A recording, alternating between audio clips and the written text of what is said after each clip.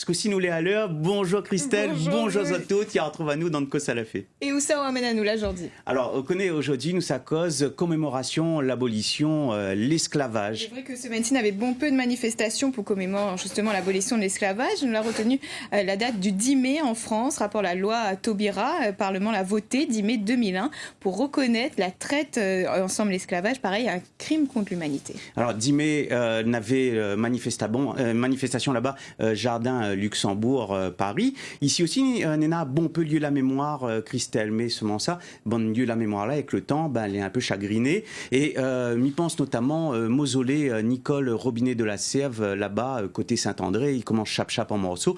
Heureusement, on a bon militants associatifs qui s'obattent pour tiens beau debout, témoignages, nous d'histoires.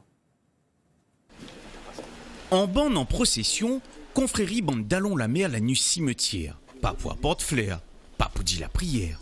Saxotirode, c'est un ton mis sort de l'ordinaire. Mausolée Nicole Robinet de la Sève, monument historique classé, monument la gagne le coup avec le temps. Quand nous arrivons ici, nous avons constaté un désordre dans l'organisation des pierres. Donc on a constaté donc ce désordre-là. Les pierres, on le voit bien là, ils ont beaucoup travaillé. Et cette désorganisation est due notamment au mouvement de terrain. Et nous pensons que comme ce caveau a été construit après, et là on voit bien que ce caveau-là, il est superposé sur le soubassement du mausolée, on pense qu'il est à l'origine de ce mouvement de terrain. Le bande descendant direct Nicole Robinet de la Sève, il reste dans l'Hexagone à cette heure. Seulement ça, les histoires autres l'aïeul, il ressort d'histoire la Réunion. Un histoire bande passionnée la décide de sauver. Nous avons lancé un projet là-dessus et à notre grande surprise, nous avons des partenaires qui sont venus tout de suite, notamment la ville de Saint-André qui est partenaire dans ce projet, l'association des Francs créoles, la DACOI, et donc il y a eu un petit engouement donc, pour restaurer un petit peu tout ça. Restaurer mausolée là en galet taillé avec l'entourage fait forger ensemble fatac pour décoration à la projet Bonna. Nicole Robinet de la Sève, ça l'a pas n'importe qui. Son papa, Charles, était capitaine bateau la Compagnie des Indes. Nicole lui-même l'a pris la mer, mais pas obligation. Quand les Anglais ont pris l'île en 1810, étant donné qu'il n'a pas voulu donner allégeance au roi d'Angleterre de l'époque, il est parti. Il est de retour quand ça se passe mieux pour l'île Bonaparte qui reprend le nom d'île Bourbon. Et il rentre et là commence son grand dessein de dire non à tout ce qui ne va pas sur l'île Bourbon. Dis non, ça là pas bon. Pareil, ça que son bande d'allons révolutionné a été fait Paris.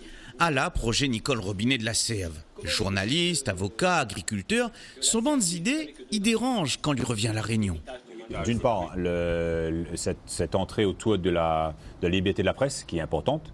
D'autre part, la décentralisation du pouvoir avec le renforcement la création d'une assemblée coloniale qui décide à la Réunion de ce qui doit être fait pour la Réunion. Un schéma de pensée tourné vers l'abolition, qui est à contre-courant de son temps. Et l'entrée en fait de la colonisation de Salazie, en fait, il prête à sa fille l'origine du nom. Salazie signe son attachement en patrie créole. Ça fait à Nicole Robinet de la Sève l'a pas appris dans le livre. L'acteur principal de sa créolité, c'est sa grand-mère. Parce que sa grand-mère était une malgache, une femme de couleur, et il l'a revendiqué toute sa vie d'être métisse. Il a jamais essayé, même quand il était à Paris, il n'a jamais essayé d'oublier cette créolité. Dans les cahiers d'Amable de Sigoyer, on retrouve même une phrase où il dit « Mais bon sang, j'ai du sang noir ». Sang noir, sans métissage, dans une société début 19e siècle, histoire, liberté, égalité, fraternité, les pas pareils pour tout le pays, se manquer, pousse à là, son l'action la reste dans le fait noircité. Il est à la fois dans un rôle à la fois public et à la fois secret. C'est-à-dire que son mouvement politique qui appelle les Francs créoles, c'est un peu une société secrète quand même. Donc il y en a quelque chose où on n'a pas d'affichage public là-dedans. Et en fait, il sera connu surtout par ce que lui va laisser comme héritage de pensée. Ça qui reste l'héritage, humaniste en l'avant su son époque, Nicole Robinet de la Sève la marque son temps. Lui la marque aussi, Éric Vénère de Benhardy de Sigoyer, Pangar quand lui la commence par fouilles histoires, lui la tombe sous information, la passe son cœur. Nous l'a tombé sur un journal d'un juge de paix qui s'appelait Amable de Sigoyer et qui a bien connu donc ce Nicole Robinet de la Sève là. Et Amab de Sigoyer, c'est le père de mon arrière-grand-père. Donc j'étais doublement touché par rapport à l'histoire de cet homme-là. L'énergumène créole pour 2-3, le grand lacève pour Bompé, a lui-même papa ça qui appelle Zordi conseil départemental. Un militant créole abolitionniste que les enterré Saint-André.